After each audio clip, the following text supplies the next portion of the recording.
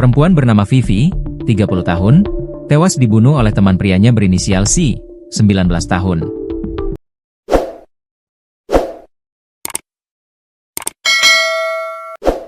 Vivi dihabisi oleh pelaku di kamar kostel Kompleks Pertokoan Saguba, Kecamatan Sagulung, Kota Batam, Senin, 2 Juni 2025, dini hari. Peristiwa itu bermula usai keduanya melakukan hubungan badan.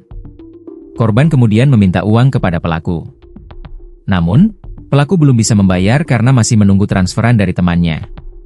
Korban lalu terus mendesak hingga membuat pelaku naik pitam. Korban terus menagih uang. Sementara pelaku merasa tertekan karena belum menerima transfer. Dalam kondisi emosi dan stres, pelaku yang sudah membawa pisau sejak awal langsung menikam korban, ujar Kapolresta Barelang, Kombes Pol Zainal Arifin, dikutip dari Tribun Batam. Pelaku dengan tega menghujani tubuh korban dengan tikaman. Total ada 19 tikaman yang menyebar di area dada, leher, punggung, wajah hingga lengan. Usai melancarkan aksinya, si kabur melarikan diri. Korban kemudian ditemukan rekannya dan penjaga kostel yang sebelumnya mendengar keributan di dalam kamar lokasi kejadian. Vivi menghembuskan napas terakhirnya tidak lama setelah mendapat pertolongan medis. Polisi yang menerima laporan langsung bergerak memburu pelaku. Penangkapan berlangsung cepat. Pelaku masih berada tak jauh dari lokasi kejadian, tegas Zainal. Si kini dijerat pasal 340 KUHP tentang pembunuhan berencana.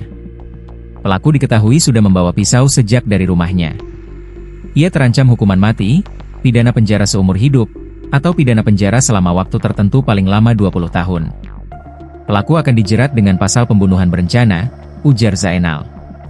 Zainal menambahkan, pihaknya akan terus mendalami kasus ini. Termasuk akan mengetes kondisi kejiwaan pelaku hingga tega membunuh Vivi secara sadis. Pelaku akan dijerat dengan pasal pembunuhan berencana. Namun, kami juga sedang menggali aspek psikologis yang mungkin turut mendorong tindakan ini, tutup Zainal.